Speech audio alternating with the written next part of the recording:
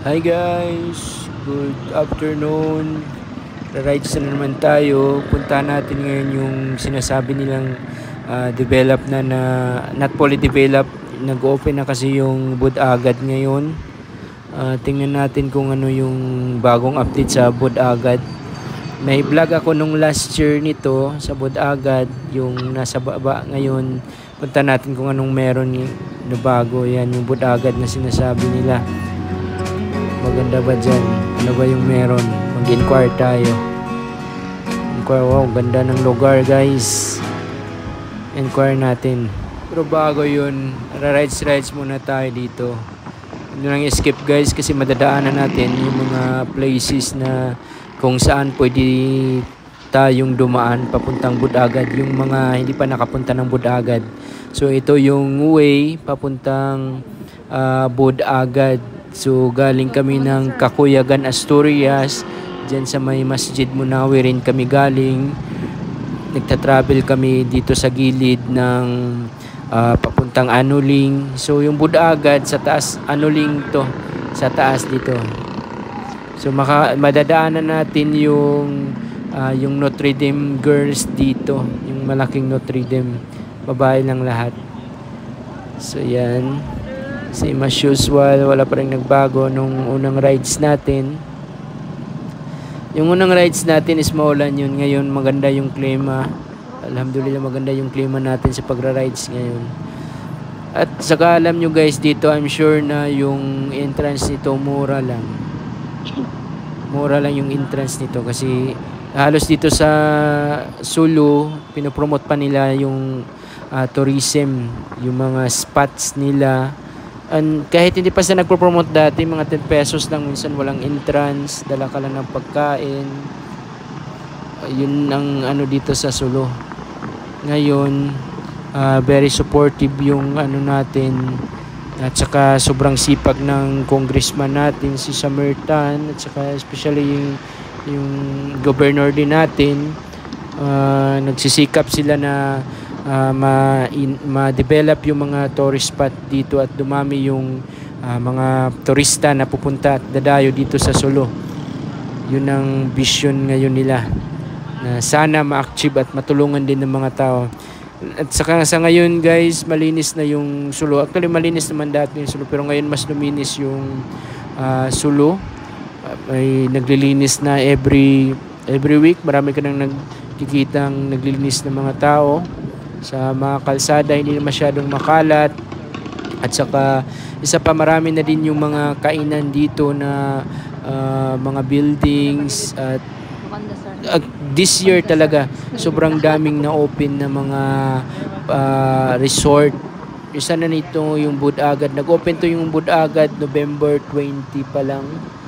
November 2, sorry, November 2 nag-open yung Budagad. Bago lang, this month lang. Not fully developed pa. Kaya ito yung punta natin para mag-inquire kung magkano ba yung bayad nito, magkano, kung meron bang entrance or pwede bang magstay, meron ba silang hotel. Kasi itong Budagad nasa taas to ng bundok. Makikita mo yung buong Sulu. Actually pag papunta ka dito sa Holo, ito yung unang makikita mo na bundok na mataas. At saka paggabi makikita mo to siya, pag galing ka ng Bungaw makikita mo to siya na naglalight. Ito yung pangilahan ng Bungaw. At saka unang-una talaga makikita mo, hindi lang yung Masjid Tulay, ito yung pinakamataas na bundok na makikita mo pagdating mo kaagad sa Holo. So papunta to ng Barangay Anuling, pwede ka lang I don't know kung may marintahan ba na motor dito. Kung gusto nyong pumunta dito, mag-inquire lang kayo sa tourism. Mas maganda kung meron kang kaibigan dito na tausug, kasi alam niya yung lugar, alam niya yung mga tourist spot. Madali lang kasi pag meron kang kakilala dito kasi angkas ka lang tapos mailibot ka na. Pero wala namang problema kung wala kang kakilala, meron namang mga tourist guide dito. Mag-coordinate lang kayo sa LGU or sa tourism, automatic yan sila mag-feedback at saka yan yung magtutour sa inyo at maraming lugar kayo na mapupuntahan dito sa Holo. Isa na dito yung Budagad. At saka yung sa mga Mangsali, yung mga White Sand Beach Resorts, ito nasa Highland Resort to. Nasa bundok na resort at saka malamig. Gusto mo lang magpawala ng stress, perfect spot na dito sa Sulu.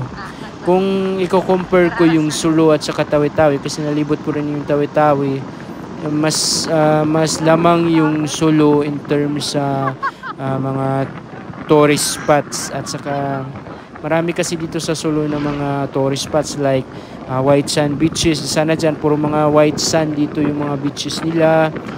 May mga paliguan sila dito ng mga falls. At malaki kasi yung Sulu in terms sa ano niya, sa land area compare sa Tawi-Tawi. Halos isla-isla siya. Meron naman ding maliliguan pero hindi masyadong ganun kadami. Dito sa Sulu kasi, I think parang ngayon lang to nag-boom yung tourism nila. Virgin na virgin pa yung ano dito, yung lugar. Need pa i-renovate at saka mashallah improving na yung lugar na to. Inshallah maging successful yung vision at saka mission ng mga tan dito na may ma-promote yung tourism dito sa lugar. At saka dadami na rin yung mga visitors, mga turista na nagpupunta dito. Believe me, mas maganda pa to sa Boracay. Sobrang daming ano dito. Hindi lang yung white sand beaches yung pinagmamalaki nila. Meron pang maraming kang mapupuntahan na adventure dito. At saka sobrang sasarap ng mga pagkain dito. Pagkain tausog, sasarap, halal. At saka isa pa, ang mga tao din dito, wala kang masyadong, I think wala kang makikita dito na nagiinom ng alak.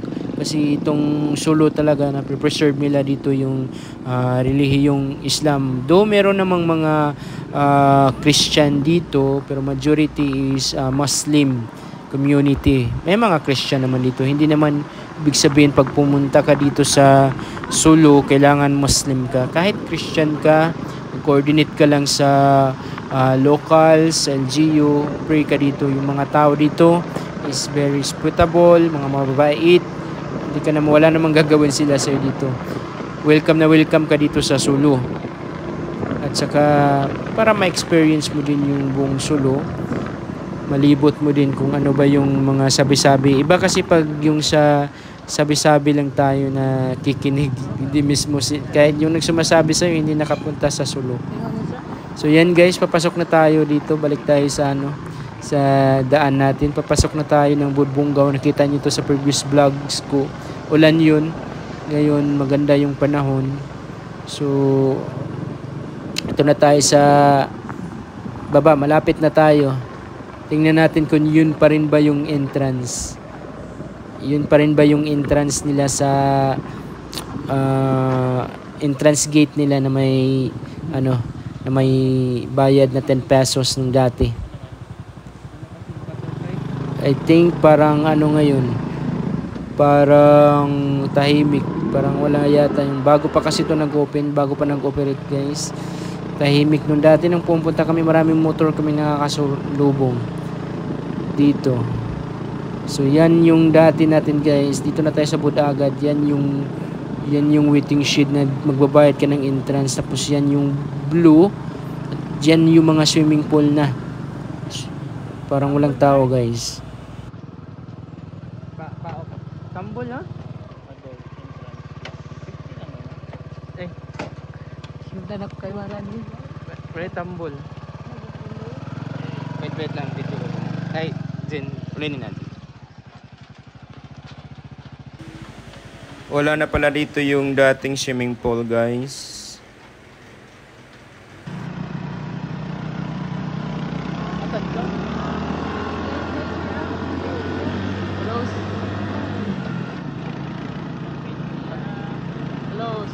So ayun guys, akala namin close. Dito na pala yung bagong Budagad. So yung entrance dyan is 100 pag adult, 50 below kung bata pa. So ayun guys, dito na tayo sa Budagad. Close na pala yung dating resort nila. Yan, close na.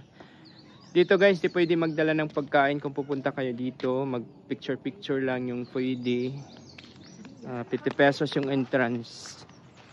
Di pwede dito na magdala ng pagkain sa taas. Kaya kakain muna kami dito guys. Ha? Oh, kung nakita niya. So ayan guys. Pwede na. Nandan sa lamisa yung cellphone niya. So ayan guys, dito na lang muna kami kakain. Di pwede magdala ng pagkain. Hindi ko so excited na naiwan yung cellphone ko. So ayan guys, nakabili na tayo ng entrance fee. Susuot na natin yung mahiwagang Kuan, bracelet. bracelet. Bracelet pala ka. Akala mo tanong ako. Borto. Hindi, akala ko kung saan eh. Paano ba to suot? Ay sir, may ayun oh. Nakuha mo na yung ano? So ayan guys, nandito na yung bracelet.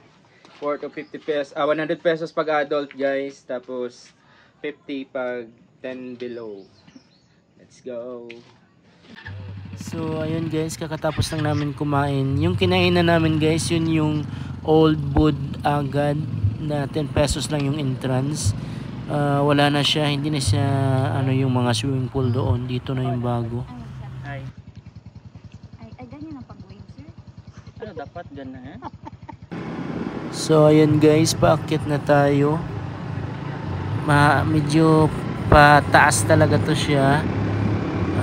Need mo talaga na malakas yung motor mo kasi I think parang nakakatakot dito mag-scooter yung gamitin, yung katulad ng mga Mio. Unless kung bago, kasi nakakatakot dito mawala ng brake, sobrang taas. So yan, grabe yung taas ng kasi sa dulo na ng bundok yung resort. Sobrang lamig, maganda yung klima, makarelax ka talaga, believe me, I promise you. So yan, dito na tayo sa entrance ng Bud Agad. So ayun guys, abangan nyo sa next video ko yung pool na lugar dito sa Bud Agad. Thank you.